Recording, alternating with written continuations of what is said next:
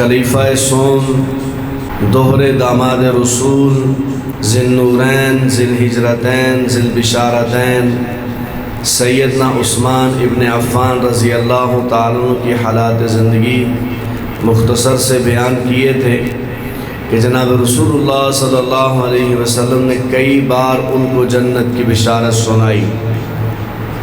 چونکہ یہ خلفائے راشدین ہیں اور خلفائے راشدین کے بارے میں نبی علیہ السلام نے فرمایا تمہارے اوپر لازم ہے میری سنت پر چلنا اور خلفائے راشدین کی سنت پر چلنا۔ جناب رسول اللہ صلی اللہ علیہ وسلم کے جو خلفائے راشدین خلفائے اربعہ ہیں ان میں تیسرا نمبر حضرت عثمان رضی اللہ تعالیٰ عنہ کا ہے۔ ان کی زندگی بہت شاندار ہے۔ اما عائشہ رضی اللہ تعالیٰ عنہ فرماتی ہیں کہ میں نے نبی علیہ السلام کو ایک بار رات کے وقت بڑی لمبی دعا مانگتے ہوئے دیکھا، اور نبی علیہ السلام دعا جو مانگ رہے تھے اس میں نبی علیہ السلام اللہ جل شانہ کی بارگاہ میں عرض کر رہے تھے کہ یا اللہ میں عثمان سے راضی ہو گیا ہوں، تو بھی عثمان سے راضی ہو جا۔ اما عائشہ رضی اللہ تعالیٰ عنہ کی یہ حدیث کہ نبی علیہ السلام نے بڑی طویل دعا مانگی۔ ایک صحابی ایک جنگ پر گئے، جب ان کی شہادت کا وقت آیا وہ زخمی ہو گئے، تو شہادت کا وقت آیا تو انہوں نے اپنی جماعت کے امیر کو بلایا اور اس سے کہا کہ نبی علیہ السلام کو میرا سلام کہنا اور نبی علیہ السلام کی خدمت میں عرض کرنا کہ میرے لیے استغفار کریں، دعا کریں مغفرت کی۔ تو جب یہ واپس آئے اور نبی علیہ السلام کو پیغام دیا تو جناب رسول اللہ صلی اللہ علیہ وسلم نے نبوت والے ہاتھ اٹھائے اور صرف ایک بار نبی علیہ السلام نے اللہ جل شانہ کی بارگاہ میں عرض کیا کہ یا اللہ فلاں کی مغفرت فرما دے۔ نبی علیہ السلام کا ایک بار استغفار کرنا یا ایک بار دعا کرنا بہت معنی رکھتا ہے، لیکن سیدنا عثمان ابن عفان رضی اللہ تعالیٰ کے ساتھ اس قدر محبت ہے کہ نبی علیہ السلام طویل اور لمبی دعا مانگ رہے ہیں رات کے وقت۔ اور ترمذی شریف کی ایک حدیث ہے، اگرچہ سند کے اعتبار سے اس میں ضعف ہے، کمزوری ہے، لیکن اس کی دیگر مثالیں بھی چونکہ موجود ہیں۔ ایک بندہ ایک منافق تھا، وہ جب مر گیا تو اس کا جنازہ لایا گیا نبی علیہ السلام کے پاس کہ یا رسول اللہ آپ اس کا جنازہ پڑھا دیں۔ تو نبی علیہ السلام نے اس کا جنازہ پڑھانے سے انکار فرما دیا۔ نبی علیہ السلام نے فرمایا یہ میرے عثمان کو گالیاں نکالتا تھا۔ سیدنا عثمان رضی اللہ تعالیٰ کو برا بھلا کہنے والا، ان کو گالیاں دینے والا، نبی علیہ السلام نے جنازہ پڑھانے سے بھی انکار فرمایا اور پڑھنے سے بھی انکار فرمایا۔ اس لیے جناب رسول اللہ صلی اللہ علیہ وسلم کو حضرت عثمان رضی اللہ تعالیٰ کے ساتھ بہت محبت تھی۔ گزشتہ جمعہ میں بھی میں نے عرض کیا تھا کہ جب نبی علیہ السلام کی دوسری بیٹی حضرت ام کلثوم رضی اللہ تعالیٰ عنہ کی وفات ہوئی تو نبی علیہ السلام نے اس موقع پر فرمایا تھا اگر میری اور بیٹی ہوتی تو اس کا نکاح بھی میں عثمان کے ساتھ کر دیتا۔ تو یہ محبت کی علامت ہے، اور جناب رسول اللہ صلی اللہ علیہ وسلم کے دین کے ساتھ سیدنا عثمان رضی اللہ تعالیٰ عنہ کا مخلص ہونا اور نبی علیہ السلام کے دین پر فدا ہونا، اس کے نتیجے میں نبی علیہ السلام کی محبت نصیب ہوئی ہے، اور نبی علیہ السلام نے بار بار اس کا تذکرہ فرمایا ہے۔ میرے بھائیوں، جناب رسول اللہ صلی اللہ علیہ وسلم نے کئی مواقع پر ان کو جنت کی بشارت دی، کئی مواقع پر۔ ایک بار نبی علیہ السلام نے فرمایا یہ مسجد نبوی ہے، اسلام بڑھ رہا ہے، لوگ کثرت سے مسلمان ہو رہے ہیں اور جگہ تنگ ہے، اور یہ جو ساتھ والا پلاٹ ہے، مکان ہے، جگہ ہے، اس کو خرید کر اگر مسجد کے ساتھ کوئی ملائے گا تو میں اس کی جنت کی ضمانت دیتا ہوں، میں گارنٹی دیتا ہوں کہ اللہ جل شانہ اس کو جنت میں داخل فرمائے گا۔ سیدنا عثمان رضی اللہ تعالیٰ عنہ مسجد سے اٹھے، مالک مکان کے ساتھ سودا طے کیا، 25,000 دینار، 25,000 دینار میں وہ جگہ خرید کر مسجد کے ساتھ ملا دی، اور نبی علیہ السلام کی خدمت میں حاضر ہوئے اور عرض کیا یا رسول اللہ، وہ جو آپ نے خوشخبری اور بشارت سنائی تھی وہ موجود ہے یا ختم ہو گئی؟ نبی علیہ السلام نے فرمایا موجود ہے۔ عرض کیا یا رسول اللہ، یہ میں نے جگہ خرید دی ہے، آپ اس کو مسجد کے ساتھ ملائیں۔ ایک موقع جب مسلمان مکہ مکرمہ سے ہجرت کر کے مدینہ منورہ میں آئے تو پانی کا خاص انتظام نہیں تھا، پانی کے لیے بہت مسائل تھے، اور ایک کنواں تھا، بئر روما اس کا نام تھا، تو وہ یہودی کی ملکیت میں تھا۔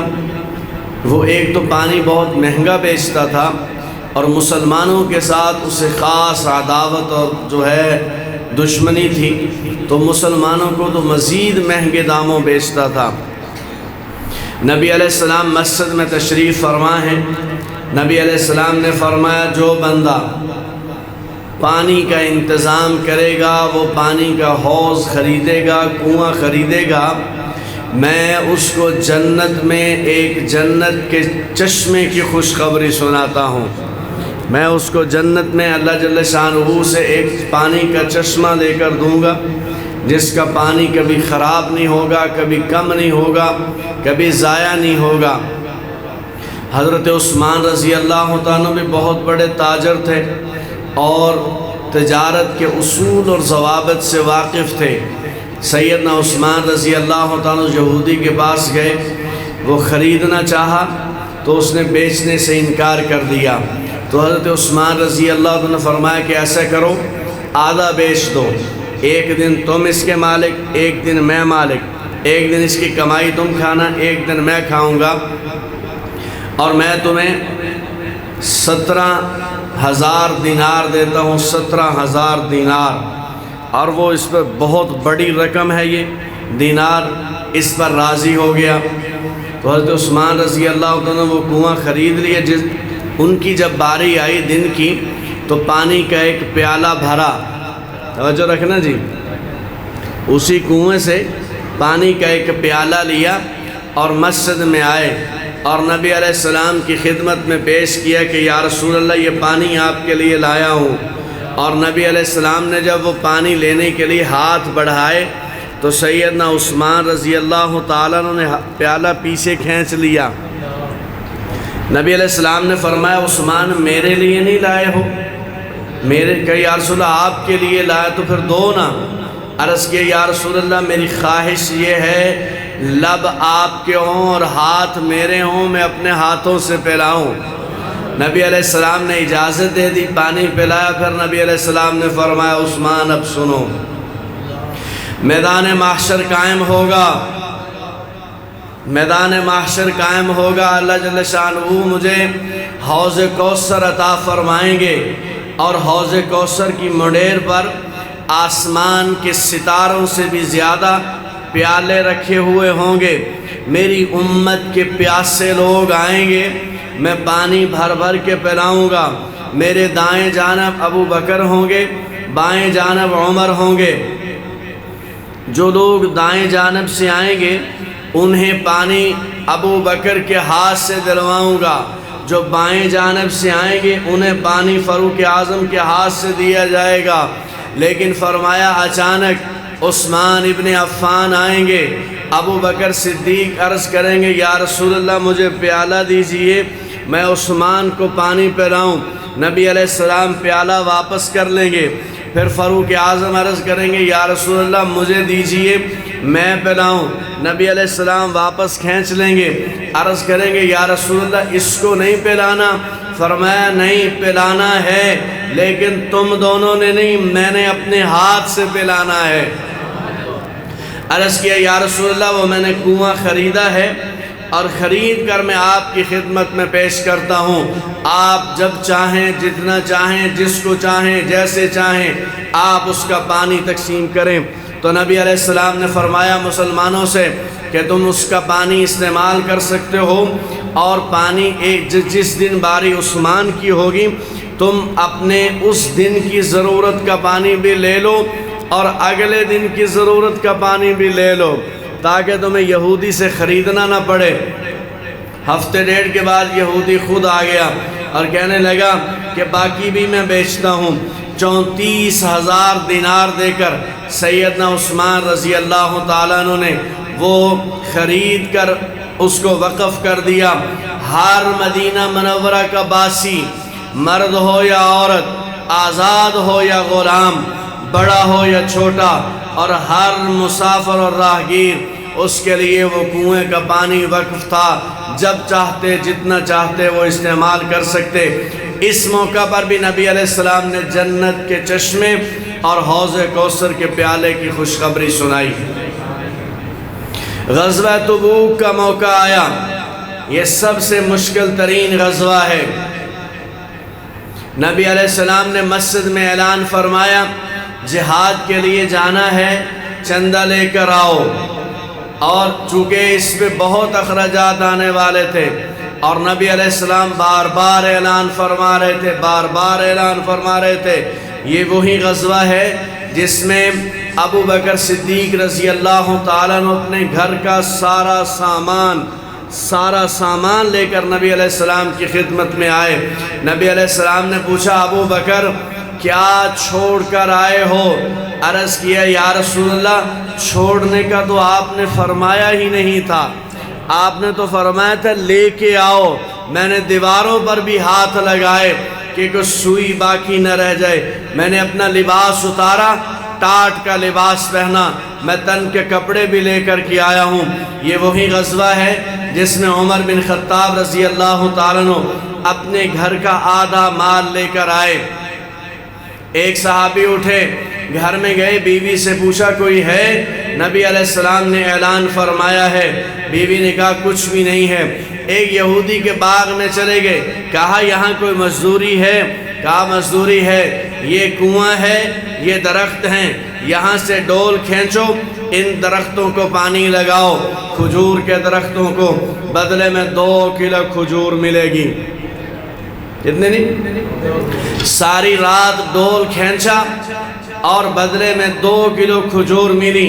1 کلو گھر میں رکھی، 1 کلو نبی علیہ السلام کی خدمت میں لے کر حاضر ہوئے تو نبی علیہ السلام نے فرمایا کہ یہ کھجور سارے مال پر بھاری ہے، جس قدر اخلاص اور محبت کے ساتھ یہ لے کر آئے۔ اسی ایک عورت اپنے سر کے بال کاٹ کر لائی۔ نبی علیہ السلام نے فرمایا میں ان بالوں کا کیا کروں گا؟ عرض کیا یا رسول اللہ میرے پاس کچھ نہیں تھا تو میں بال کاٹ کر لائی ہوں۔ اگر کسی مجاہد کے گھوڑے کی لگام اور رسی نہ ہو، اس کی رسی بنا کر اس کی لگام بنا لی جائے۔ ایک روایت اگرچہ بہت ضعیف ہے، بہت کمزور ہے، لیکن چونکہ فضائل کے ساتھ تعلق ہے، مسئلے کے ساتھ تعلق نہیں ہے، اس لیے وہ بھی میں عرض کر دیتا ہوں۔ ایک عورت اپنا 6 ماہ کا بچہ لے کر آئی، 6 ماہ کا بچہ۔ نبی علیہ السلام نے فرمایا کہ بہن میں اس بچے کا کیا کروں گا؟ عرض کی یا رسول اللہ میرے پاس کچھ نہیں تھا، اگر کل قیامت کے دن اللہ جل شانہ نے پوچھ لیا کہ میں نے زندگی دی ہے، میں نے سانسیں دی ہیں، میں نے گھر بار دیا، میرے لیے کیا لے کر آئے ہو میرے لیے؟ تو میں عرض کروں گی یا اللہ میرا 3 ماہ کا 6 ماہ کا بچہ تھا، اسی بچے کو میں اٹھا کر میدان کا یہ لڑ نہیں سکتا، لیکن اس بچے کو وہ مجاہد اٹھائے جس کے بعد تلوار روکنے کے لیے ڈھال نہ ہو۔ اگر دشمن تلوار سے وار کرے، میرے بچے کو ڈھال بنا کر مجاہد اپنی جان بچائے۔ نبی علیہ السلام نے فرمایا اللہ تیرا جذبہ قبول فرمائے، اس بچے کو لے جاؤ۔ یہاں صرف وہ لوگ ہیں جن پر شریعت کا نفاذ ہو چکا ہے۔ یہ وہی غزوہ ہے جس غزوے میں صحابہ اکرام کثیر تعداد میں نکلے ہیں، اور جو نہیں نکلے ہیں قرآن کریم نے پھر منع کر دیا، ان کو کبھی بھی آپ نے جہاد پر نہیں لے کر جانا۔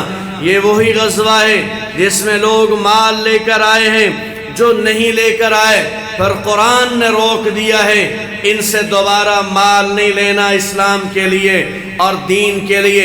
انہیں مال مبارک، ان کی دنیا کی زندگی مبارک۔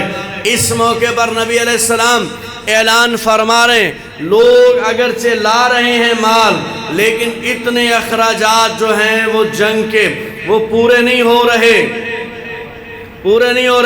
تو نبی علیہ السلام بار بار اعلان فرما رہے ہیں اور لے کر آؤ۔ سیدنا عثمان رضی اللہ تعالیٰ عنہ کھڑے ہوئے، عرض کیا یا رسول اللہ 300 اونٹ بما سامان آپ کی خدمت میں پیش کرتا ہوں۔ کہاں 1-2 کلو کھجور؟ صدیق اکبر رضی اللہ تعالیٰ عنہ بھی اپنے گھر کا سارا مال لے کر آئے ہیں، لیکن وہ ایک گٹھڑی میں سما گیا ہے، اتنا سا مال ہے۔ یہاں 300 اونٹ یا رسول اللہ بما سامان کے۔ نبی علیہ السلام نے فرمایا اللہ قبول فرمائے، اور لے کر آؤ۔ وہ جنگ کے اخراجات پورے نہیں ہو رہے تھے، تو پھر کھڑے ہوئے یا رسول اللہ میں 300 اونٹ مزید بڑھاتا ہوں، 600 اونٹ۔ نبی علیہ السلام نے فرمایا اللہ قبول فرمائے، لیکن اور لے کر آؤ۔ پھر کھڑے ہوئے یا رسول اللہ 900 اونٹ بما سامان کے، اور گھر میں گئے اور 1 لاکھ اشرفیوں کی تھیلی ہیں وہ لائے، نبی علیہ السلام کی خدمت میں پیش کیے۔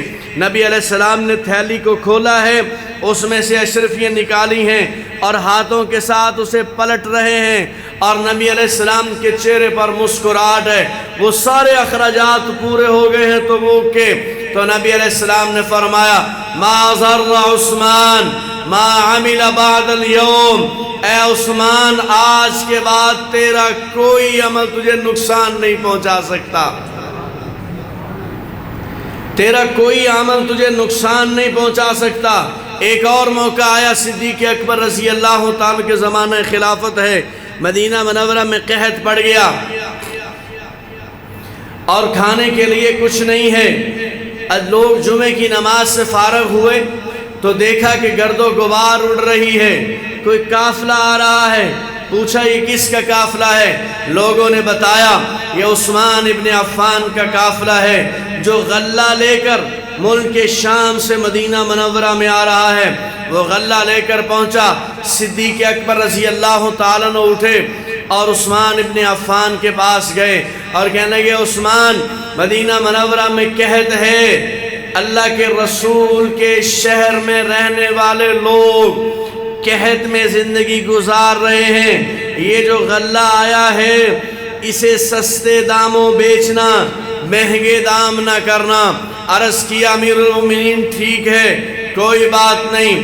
حضرت عثمان رضی اللہ تعالیٰ اٹھے اور اپنے اس تجارتی قافلے کے پاس پہنچے۔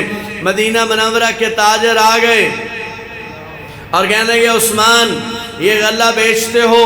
کہا جی بالکل بیچتا ہوں۔ کہا کتنے لوگے؟ کہا پوچھا تم کتنے دوگے؟ کہنے لگے ہم دگنا دیں گے۔ کہا کم ہے اور بیان کرو۔ کہا تگنا دیں گے۔ کہا یہ بھی کم ہے۔ کہا ہم اس کا 4 گنا دیں گے۔ کہا کم ہے کم ہے، مجھے اس کا 10 گنا مل رہا ہے، 10 گنا۔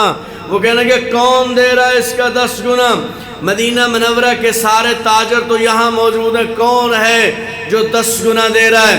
حضرت عثمان رضی اللہ عنہ فرماتے ہیں کہ میں اس کی تجارت رب العالمین کے ساتھ کرنے والا ہوں، جو 10 گنا یہاں دنیا میں دے گا 70 گنا وہ آخرت میں دے گا۔ اور پھر اعلان کیا مدینہ منورہ کے جس غریب امیر فقیر بڑے چھوٹے کو جس قدر ضرورت ہو وہ غلہ لے جا سکتا ہے۔ وہ 100 اونٹوں پر غلہ تھا، 100 کے 100 اونٹ تقسیم کر دیے۔ حضرت عبداللہ ابن عباس شاہ ولی اللہ محدث دہلوی نور اللہ مرقدہ ازالۃ الخفاء عن خلافت الخلفاء میں لکھتے ہیں کہ عبداللہ ابن عباس رضی اللہ تعالی عنہما وہ رات خواب دیکھتے ہیں جناب رسول اللہ صلی اللہ علیہ وسلم سرخ رنگ کا جوڑا پہنا ہوا ہے، سرخ رنگ کا گھوڑا ہے، اور نبی علیہ السلام اس پر سوار ہیں۔ یہ آگے بڑھے، ملے، اور نبی علیہ السلام تیزی سے جا رہے، انہوں نے ہاتھ پکڑا کہ یا رسول اللہ رکیے، میں آپ سے باتیں کرنا چاہتا ہوں، میں آپ کے پاس ٹھہرنا چاہتا ہوں، آپ رکیے۔ نبی علیہ السلام نے فرمایا کہ مجھے جانے دو، کل عثمان نے جو میرے شہر میں خیرات کی ہے وہ میرے رب کو اس قدر پسند آئی ہے، اس کے نتیجے میں رب العالمین نے عثمان ابن عفان کی شادی جنت کی ایک حور کے ساتھ کی ہے، میں اس کی محفل عروسی میں شرکت کے لیے جا رہا ہوں۔ سیدنا عثمان رضی اللہ تعالیٰ عنہ اور بھی ان کے خیرات کے واقعات، لوگوں پر مال لٹانے کے واقعات، اللہ کے راستے میں خرچ کرنے کے واقعات ہیں، لیکن میرے بھائیوں ذی الحجہ کی 18 تاریخ کو سیدنا عثمان رضی اللہ تعالیٰ کی شہادت ہوتی ہے، مظلومانہ انداز کے ساتھ، مظلوم مدینہ کہ وہ 36 لاکھ مربع میل کا حکمران ہو اور اپنے دشمن سے درگزر کرے، اپنے دشمن کو سزا نہ دے اور دشمن کے ساتھ بھی نرمی کا معاملہ کرے۔ اس کی تاریخ میں مثالیں بڑی چیدہ چیدہ ملتی ہیں، بڑی چیدہ چیدہ۔ حضرت عثمان رضی اللہ تعالیٰ عنہ یہ تیسرے خلیفہ ہیں، ابو بکر صدیق رضی اللہ عنہ کی خلافت 2 سال اور چند مہینے، فاروق اعظم رضی اللہ عنہ کی خلافت 10 سال اور چند مہینے، حضرت عثمان رضی اللہ عنہ کی خلافت 12 دن کم 12 سال، 12 سال سے 12 دن کم ہے ان کی خلافت۔ حضرت عثمان رضی اللہ عنہ کے زمانے میں جب یہ خلیفہ بنے تھے تو مسلمانوں کی حکومت 22 لاکھ مربع میل پر تھی، جب ان کی شہادت ہوئی ہے تو مسلمانوں کی خلافت 36 لاکھ مربع میل پر۔ یہ ساری فتوحات ان کے زمانے میں ہوئی ہیں، اور قرآن کریم کو جمع کیا گیا ان کے زمانے میں، قرآن کریم کے نسخے لکھے گئے اور دیگر شہروں میں بھیجے گئے، ایک قرات پہ جمع کیا گیا ان کے زمانے میں، مسجد نبوی کی مزید توسیع کی گئی ان کے زمانے میں، اس کو آراستہ کیا گیا انہی کے زمانے میں، یہ ان کی ایک تاریخ ہے۔ لیکن ہوا یہ کہ جب اسلام پھیلنا شروع ہوا تو یہودیوں نے اسلام قبول کیا ظاہراً، اندر سے یہودی ظاہراً اسلام قبول کیا، اور عبداللہ ابن سبا مدینہ منورہ میں آیا، اور آنے کے بعد اس نے ایک پوری پلاننگ کے ساتھ ایک پروپیگنڈا مہم شروع کی، کبھی وہ مدینہ منورہ میں، کبھی وہ بصرہ میں، کبھی وہ کوفہ میں، کبھی وہ دمشق میں، کبھی وہ شام میں، کبھی وہ یمن میں، اور کبھی دیگر علاقوں میں جا رہا ہے، اور اس کا ایک پوائنٹ ہے صرف، دنیا میں 99% لوگ مال پرست ہوتے ہیں۔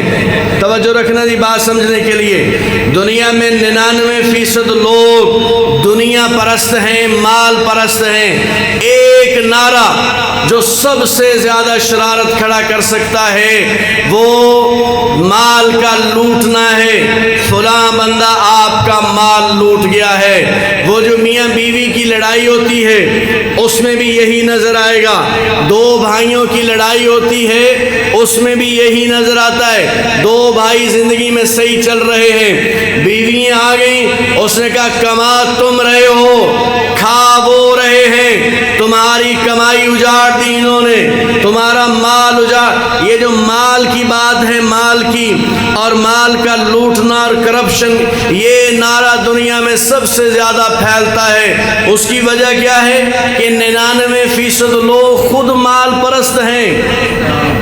یہی نعرہ لگا سیدنا عثمان ابن عفان کے خلاف، انہوں نے کہا، نعرہ بھی بڑی ترتیب سے لگایا، بصرہ والوں سے کہا کوفے کے حکمران لوٹ رہے ہیں، کوفہ والوں سے کہا بصرہ کے حکمران لوٹ رہے ہیں، کرپشن کر رہے ہیں، مدینہ منورہ میں بیٹھ کر کہا دمشق کے لوگ لوٹ رہے ہیں، دمشق میں بیٹھ کر کہا عثمان وہاں بیت المال کو لوٹ رہا ہے، جس عثمان نے سب کچھ قربان کیا ہو اللہ کے رسول پر، اور جس زمانے میں لوگوں کے پاس کھانے کے لیے کھجور تک نہ ہو، وہ ہزار ہزار اونٹ صدقہ کر دیا کرتا ہو، اس کے بارے میں یہ باتیں چل رہی ہیں۔ یہ پروپیگنڈا چلا کہ عثمان نے بددیانتی کی ہے، عثمان نے خیانت کی ہے، عثمان نے بیت المال سے مال لوٹا ہے۔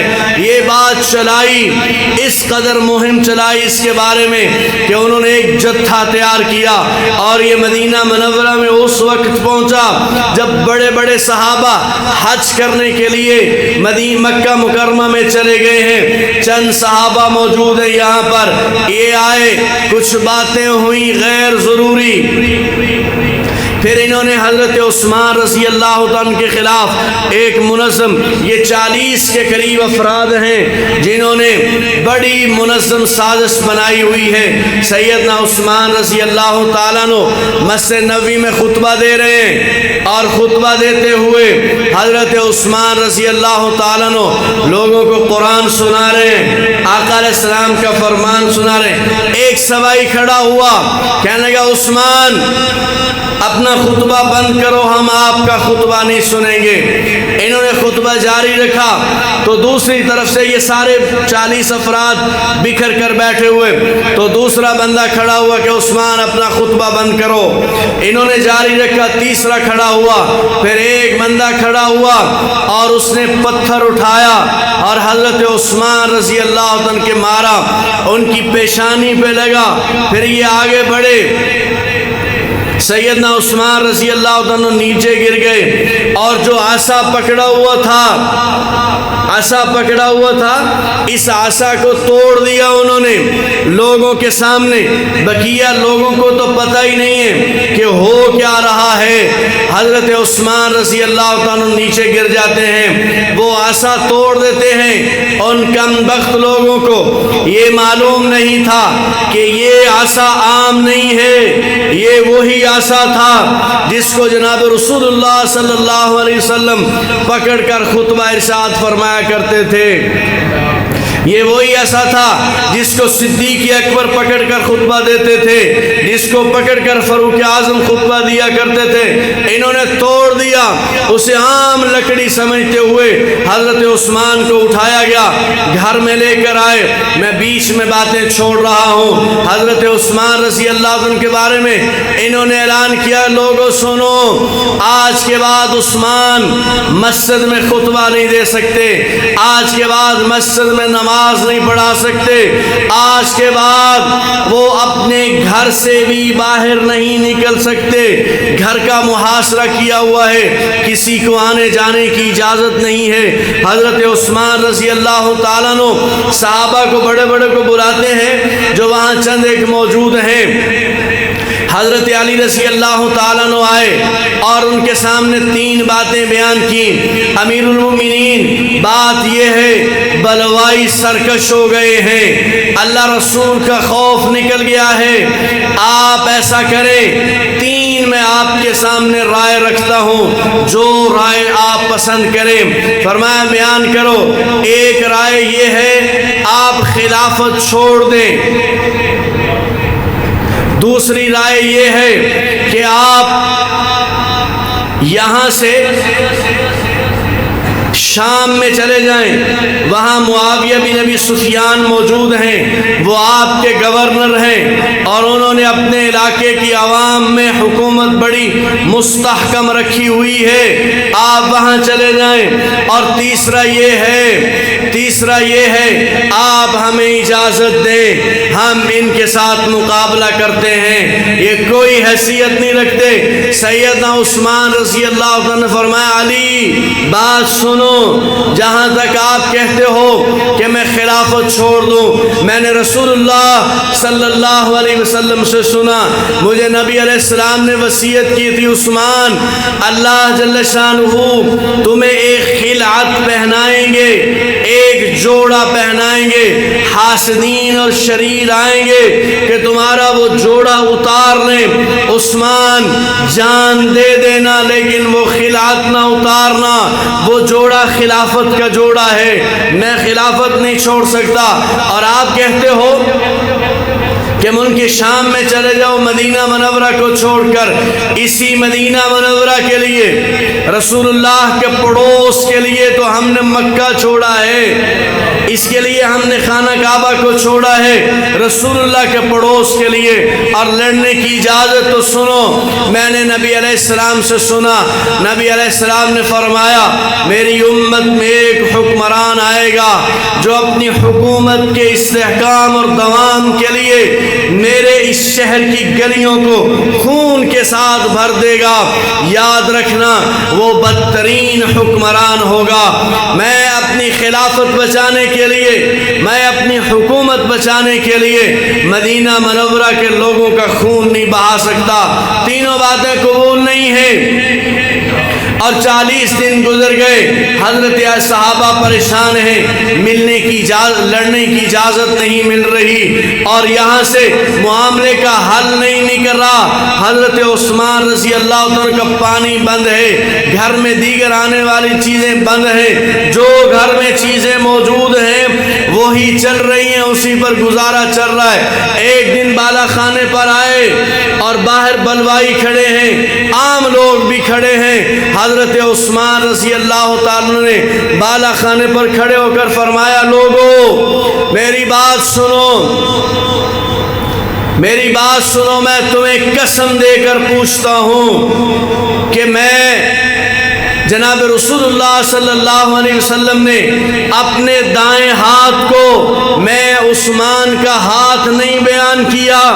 لوگوں نے کہا بیان کیا ہے. کیا رسول اللہ صلی اللہ علیہ وسلم نے مجھے اپنی 2 بیٹیوں کا یک کے بعد دیگرے میرے ساتھ نکاح نہیں کیا؟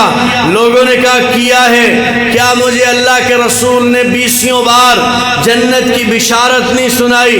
کہا سنائی ہے. کیا مسجد نبوی کی جگہ کم پڑ گئی تھی؟ میں نے اللہ کے رسول کے کہنے پر ٹکڑا خرید کر وقف کیا, مجھے جنت کی بشارت ملی.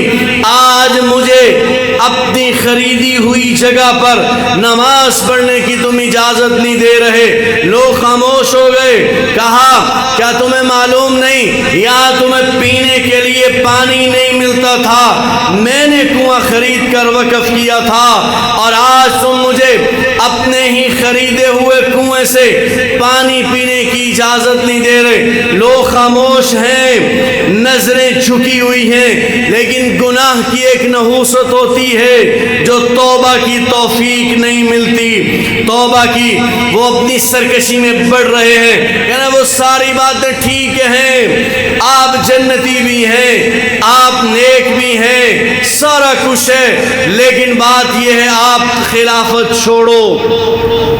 کہا کیسے چھوڑوں؟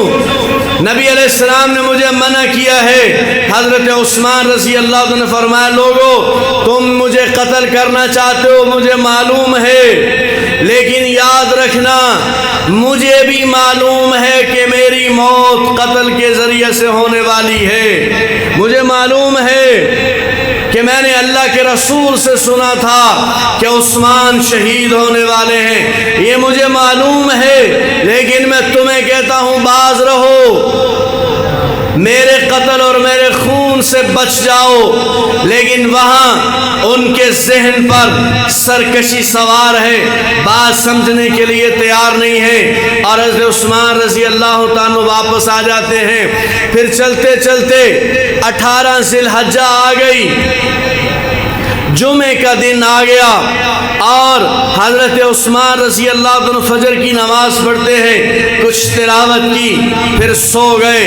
پھر بیدار ہوئے تو چہرے پر مسکراہٹ ہے, بڑے خوش ہیں. ان کی بیوی نے کہا امیر المومنین آپ خوش ہو رہے ہیں, باہر لوگ ننگی تلواریں لے کر کھڑے ہیں, یہ کوئی ہنسنے کا موقع ہے؟ کہا اللہ کی بندی یہ خوشی کا موقع ہے, میں سو گیا تھا, مجھے خواب آیا ہے اور میرے خواب میں جناب رسول اللہ صلی اللہ علیہ وسلم تشریف لائے.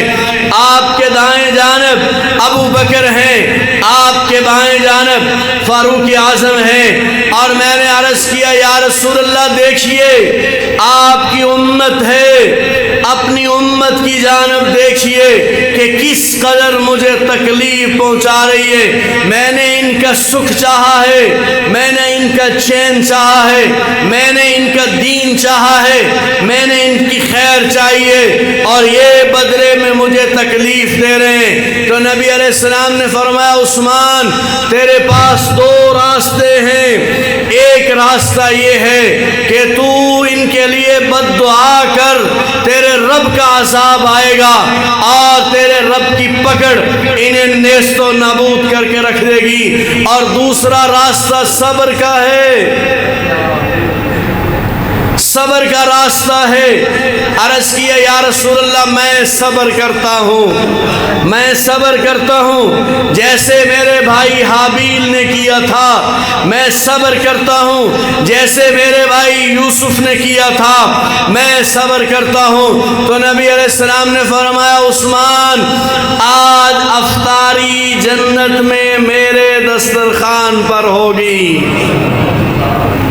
تو بیوی سے فرمایا کہ اب وقت آ گیا ہے، آج میں چلا جاؤں گا دنیا سے. مجھے اللہ کے رسول کی بات پر اتنا یقین ہے سورج اپنا راستہ بدل سکتا ہے لیکن رسول اللہ کی بات نہیں بدل سکتی. اور بیوی سے فرمایا تیمم کیا اور وضو کی حالت میں ہوئے، اور بیوی سے کہا میرے لیے شلوار اور پاجامہ لے، ویسے چادر باندھتے تھے، شلوار اور پاجامہ لے کر آؤ. تو بیوی نے کہا کہ ساری زندگی چادر باندھی ہے، آج شلوار. کہا میں شہید ہو جاؤں گا تو مجھے ڈر ہے کہ کہیں دشمن میری میت کے ساتھ بدسلوکی کرے اور میرا سطر نہ کھل جائے، اس لیے میں بند لباس پہننا چاہتا ہوں. اور پھر لباس پہنا اور قرآن کریم سامنے رکھا اور قرآن کی تلاوت شروع کی ہے پہلے پارے سے، اور پہلے پارے سے کرتے کرتے کرتے پہلے پارے کے آخری صفحے پر آ گئے ہیں. فَإِنْ آمَنُوا بِمِثْلِ مَا آمَنْتُمْ بِهِ فَقَدِ اهْتَدَوْا. یہ آیات پڑھ رہے ہیں، پہلا سپارہ ختم ہونے جا رہا ہے کہ بلوائی دیوار پھلانگ کر باہر آئے، کیونکہ دروازے پر پہرا حضرات حسنین کریمین دے رہے ہیں. یہ وہ اندر آئے تو ایک بلوائی آیا اور اس نے آ کر اس 82 سال کے بوڑھے کی داڑھی پکڑی شدت کے ساتھ، اس حال میں کہ وہ قرآن پڑھ رہے ہیں. قرآن پڑھ رہے میرے بھائیوں، جو بندہ زندگی میں مظلوم ہو کر مر گیا وہ کامیاب ہے، اور جو ظالم ہو کر مر گیا وہ ناکام ہے. یہ 82 سال کا بوڑھا ہے، اس کی داڑھی کو پکڑا، اور تو یہ محمد بن ابی بکر تھے داڑھی کو پکڑنے والے، ابو بکر صدیق رضی اللہ تعالیٰ کے بیٹے، لیکن غلط لوگوں کے پروپگنڈے سے متاثر ہو گئے، جھوٹ سرایت کر گیا تھا غلط لوگوں کی صحبت میں بیٹھنے کی وجہ سے. تو حضرت عثمان رضی اللہ عنہ نے فرمایا بھتیجے اگر آج تیرا باپ تجھے اس حال میں دیکھتا تو تیرے ساتھ کبھی راضی نہ ہوتا. یہ ایک جملہ ایمان کی شمع روشن کر گیا. داڑھی چھوڑی، خاموشی کے ساتھ یہاں سے نکل گئے، پھر دوبارہ کبھی اس طرح کی حرکت میں شریک. لیکن باقی جو سرکش تھے وہ آگے بڑھے. ایک بدبخت آگے بڑھا اور لوہے کی ایک لٹ حضرت عثمان رضی اللہ عنہ کے سر پر ماری، زور سے لٹ ماری اور سر پھٹا اور خون کا فوارہ نکلا، اور قرآن کریم کی آیت فَسَيَكْفِيكَهُمُ اللَّهُ اس آیت پر گرتا ہے خون کا پہلا قطرہ. ایک بلوائی اور آگے بڑھا، اس کے ہاتھ میں خنجر ہے، حضرت عثمان نیچے گرتے ہیں، حضرت عثمان کی بیوی حضرت نائلہ رضی اللہ تعالیٰ بچانے کے لیے آگے بڑھی تو بلوائی کے ہاتھ میں خنجر ہے، اس نے ہٹاتے ہوئے یوں جھٹکا دیا، یہ روک رہی ہے، اس خنجر کے چلنے سے 4 انگلیاں کٹ گئی ہیں، 4 انگلیاں، اور حضرت عثمان رضی اللہ تعالیٰ نے اس کو بد دعا دیے۔ ساری زندگی صبر کرنے والا آدمی آج صبر کا پیمانہ کھو دیتا ہے، کہتا ہے یا اللہ جب تک مجھ پر ظلم ہوا میں چپ رہا، لیکن اس کم بخت نے میرے حرم پر حملہ کیا ہے، میرے گھر پر حملہ کیا ہے، اس کے ہاتھوں کو توڑ دے، اس کے پاؤں کو توڑ دے، اس کو توبہ کی توفیق نہ دینا، ساری زندگی اس کو توبہ کی توفیق نہ دینا۔ اور یہ جملے حضرت عثمان نے فرمائے، اس نے زور سے خنجر مارا، سیدنا عثمان رضی اللہ تعالیٰ عنہ کے سینے پہ خنجر لگا اور وار کیے اور یہ شہید ہو گئے، اور لاش کے ساتھ بے حرمتی کرنے کی کوشش کی اور اعلان کیا کوئی نہیں آ سکتا اس گھر میں، ایک بیوی پاس بیٹھی ہوئی ہے پاس۔ تھوڑی دیر کے بعد ایک بندہ آیا اور یہ سمجھتی ہیں کہ شاید دلاسا دینے کے لیے آیا ہو، لیکن وہ آنے والا بندہ چہرے سے کپڑا ہٹاتا ہے، تھپڑ مارتا ہے۔ حضرت نائلہ رضی اللہ تعالیٰ عنہ بارگاہ ربوبیت میں عرض کرتی ہیں کہ یا اللہ دیکھ یہ تیرا عثمان ہے، تیرے رسول کے ایک ایک فرمان کی پاسداری میں کٹ گیا ہے، لیکن جب کسی کا کوئی دنیا سے جاتا ہے لوگ تسلی کے لیے آتے ہیں، لوگ سہارا دینے کے لیے آتے ہیں، لوگ ساتھ کھڑے ہونے کے دعوے دار بن کر آتے ہیں، لیکن آج آنے والے لوگ ایسے ہیں جو گالی دے رہے ہیں، جو فوت ہونے والے کے ساتھ بھی اپنے شقیق القلب ہونے کا ثبوت دے رہے ہیں۔ یا اللہ دیکھ اور انہیں پکڑ لے۔ پھر میرے رب نے پکڑا، ان ظالموں میں کوئی بندہ عزت کی موت نہیں مر سکا، کوئی بندہ عزت کی موت نہیں مر سکا، کوئی بندہ ایمان کی موت نہیں مر سکا۔ صرف ایک بات عبداللہ ابن مبارک فرماتے ہیں کہ میں دمشق میں گیا، یہ شرارتی وہاں سے سارے آئے تھے، کوئی کوفے سے آیا، کوئی بصرے سے آیا، تو میں نماز پڑھ کے نکلنے لگا تو دمشق کی جامع مسجد کی سیڑھی پر ایک مزدور آدمی بیٹھا ہوا ہے، میں گزرنے لگا تو مجھے کہا میری بات سنو، میرا نام لیا مالک ابن دینار، تو میں نے کہا تم مجھے کیسے جانتے ہو؟ کہا آپ مجھے نہیں جانتے لیکن میں تمہیں جانتا ہوں، میں جانتا ہوں۔ کہا تیری کیسی حالت ہے؟ کہنے لگا مجھے عثمان کی بد دعا لگ گئی ہے، عثمان نے جو بد دعا کی تھی، یا اللہ اس کے ہاتھوں کو توڑ دے، اس کے پاؤں کو توڑ دے، اسے توبہ کی توفیق نہ دینا، اسے جہنم میں داخل کر دے۔ دیکھ میرے ہاتھ ٹوٹ چکے ہیں، میرے پاؤں ٹوٹ چکے ہیں، اب صرف جہنم میں داخل ہونا باقی ہے۔ آج اس جگہ پر بیٹھ کر بھی مجھے توبہ کی توفیق نہیں مل رہی۔ میرا دل آج بھی اصحاب رسول کے ساتھ، آج بھی اولیاء اللہ کے ساتھ، آج بھی دینداروں کے ساتھ مخالفت اور بغاوت پر تو اٹھتا ہے، لیکن ان کی حمایت میں نہیں میرا دل کر رہا۔ آج بھی اس دل میں شقاوت بھری ہوئی ہے۔ کوئی بندہ کوئی آگ میں جل کے مر گیا، کوئی ایسی موت مرے، میں اس کی تفصیلات نہیں عرض کر سکتا۔ میرے بھائیوں، جو لوگ دنیا میں صحابہ اور صحابہ والوں کے ساتھ جڑ جاتے ہیں اللہ جل شانہ ان کو کامیاب کرتے ہیں، جو مخالفین سے جڑ جاتے ہیں پھر آخرت کی زندگی ناکامی کی زندگی بنتی ہے ان کی۔ اللہ جل شانہ محفوظ فرمائے، اللہ عمل کی توفیق عطا فرمائے۔ وآخر دعوانا الحمدللہ رب العالمین۔